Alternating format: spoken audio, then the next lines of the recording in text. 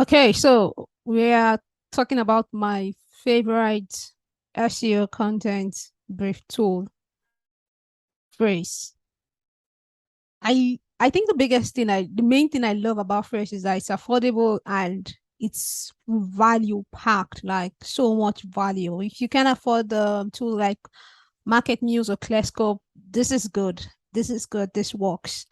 I'm going to focus on um three features that I think can help you write better content. The first one is the content brief, which is the main thing that Phrase does. So you put in your keyword in the document, it generates the document, and you can automate the document here with these features. Okay. Just going to highlight all of them. But personally, when I'm writing, I just want to get word count. People also ask questions, the top ranking pages for that keyword and statistics. The rest I'm going to check out manually by opening all of the content pieces that are ranking and building the brief manually. But for the sake of this review, yes, we're going to do this. All right. So next, you insert the brief in the editor. And this is what you get. You see that this is target word count. I think it takes all the word count of the top ranking pieces and then kind of like gives you like an average of what it should be. Then you have people also ask questions. If you look at this and you look at what we've gotten from SEMrush, topic research, mind map, and what we got from also asked, it's very similar questions.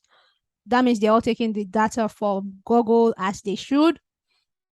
You have the top ranking. Okay, I think this is the top 20. 1, 2, 3, 4, 5, 6, 7, 8, 9, 10, 11, 12, 13, 14, 15, 16. Yes, this is the top 20 pieces ranking for this keyword.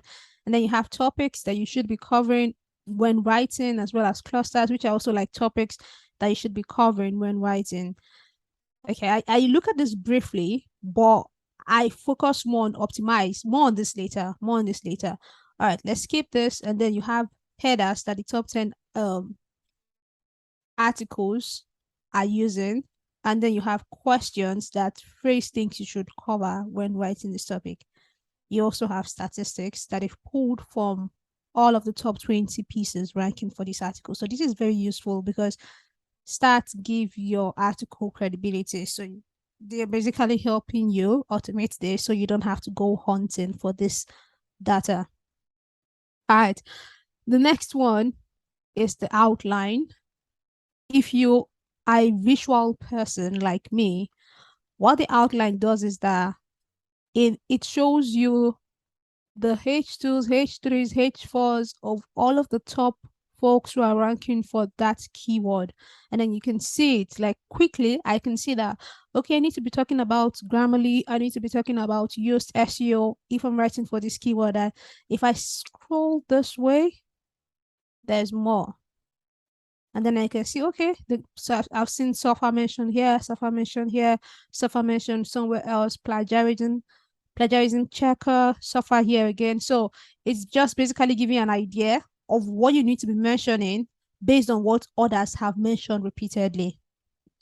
Now, it's also a good way to build out your own content brief if you want to do the skyscraper approach. And you can also use this to have an idea of what these folks have not covered so that you can exploit that gap and cover it when writing your own content pieces. I would still advise you not to just rely on this, but to open each of the content pieces just to see what it looks like.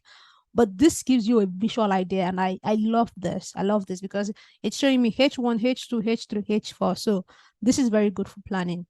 Now, outside of this outline, you have the AI write. I think if you follow me online, you definitely know that I'm not a fan of AI writing assistants. I'm not a fan of any of them, but they can help you automate manual tasks like writing product description, or if you're writing bulk product copy, yes, they can help you do that. If you're writing the meta descriptions, meta titles, meta elements, AI can help you do that. If you're feeling stuck, AI can help you write something scrappy, some sort of blog introduction, and then you can use that as inspiration to get your creative juices flowing. Same with blog title. So let's play around with Phrase's AI tool real quick. Um, we have long form. Now this is like okay, let's see. Outline to draft generator. I think this means that yes, we can just put in our content title, which is, let's say, SEO content writing tools. Let me just say 10 SEO content writing tools for freelance for freelancers. Let me just say 10 SEO content writing tools for writers. Okay. Now, subheading one, I could say Grammarly. I could say Frase, software SEO. I'm just mentioning stuff I was saying from the top ranked content. Hemingway app. Um okay. Let's think. Classcope. Okay, you could even add more. I think I can add is more tool input. Yeah, I can add more. Okay. Oh, this is the second one. This is the second one. Yes, okay. Let's stop here.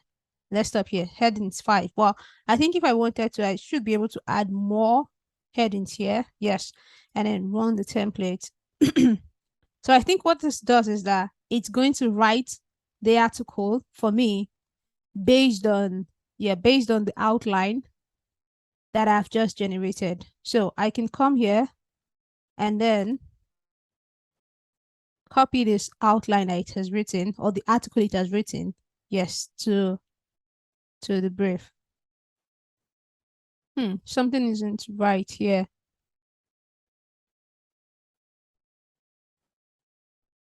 Let's see.